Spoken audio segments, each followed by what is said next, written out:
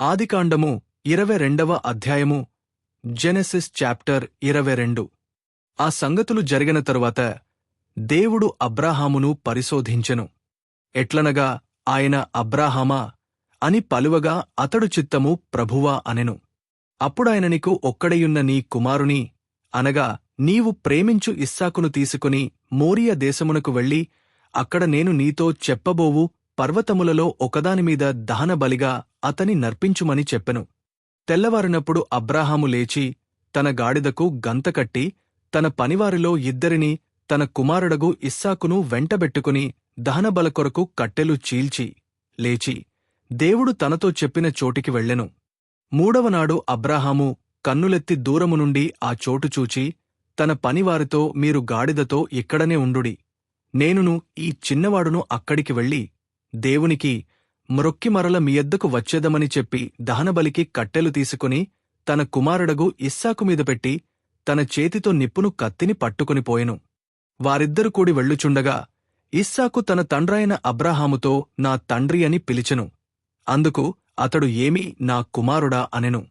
అప్పుడు అతడు నిప్పును కట్టెలును ఉన్నవిగాని దహనబలికి గొవ్యేపిల్ల ఏది అని అడుగగా అబ్రాహాము నా కుమారుడా, దేవుడే దహనబలికి గొవ్యేపిల్లను చూచుకొనునని చెప్పెను.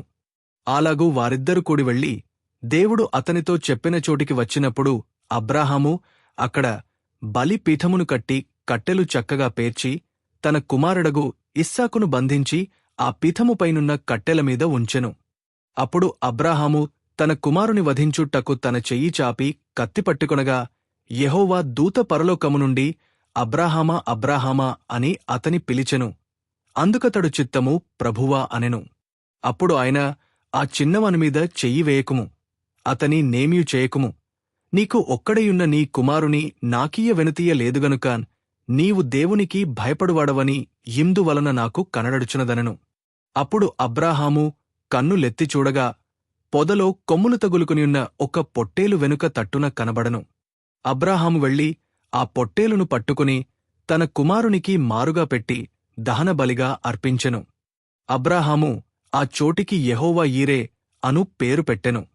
అందుచేత యెహోవా పర్వతము మీద చూచుకొనును అని నేటివరకు చెప్పబడును. యెహోవా దూత రెండవ మారు పరలోకము నుండి అబ్రాహామును పిలిచి ఇట్లనెను, నీవు నీకు ఒక్కడే అయ్యున్న నీ కుమారుని ఈయ వెనుకతీయక ఈ కార్యము చేసినందున నేను నిన్ను ఆశీర్వదించి ఆకాశ నక్షత్రములవలెను సముద్రతీరమందలి ఇసుకవలెను నీ సంతానమును నిశ్చయముగా విస్తరింపచేసెదను. నీ సంతతివారు తమ శత్రువుల గవిని స్వాధీనపరచుకొందురు. మరియు నీవు నా మాట వినినందున భూలోకములోని జనములన్నీయు నీ సంతానము వలన ఆశీర్వదించబడును నాతోడని ప్రమాణము చేసియున్నానని యెహోవా సెలవిచ్చెననెను. తరువాత అబ్రాహాము తన పనివారి యొద్దకు తిరిగి రాగా వారు లేచి అందరును కలిసి బేర్షెబాకు వెళ్ళిరి. అబ్రాహాము బేర్షెబాలో నివసించెను. ఆ సంగతులు జరిగిన తరువాత అబ్రాహామునకు తెలుపబడినదేమనగా మిల్కా అను ఆమెయు నీ సహోదరుడగు నాహోరునకు పిల్లలను కనెను. వారు ఎవరెవరనగా అతని జ్యేష్ఠకుమారుడైన ఊజు, ఇతని తమ్ముడైన బూజు, అరాము తండ్రాయన కెమూయేలు, కెసెదు, హజో, షిల్దాషు, యిద్లాపు, బెతూయేలు. బెతూయేలు రిబ్కాను కనెను. ఆ 8 మందిని మిల్కా అబ్రాహాము సహోదరుడగు నాహోరునకు కనెను. మరియు రయుమా అను అతని ఉపపత్నియు తెబహును, గహమును తహషును మయకాను కనెను.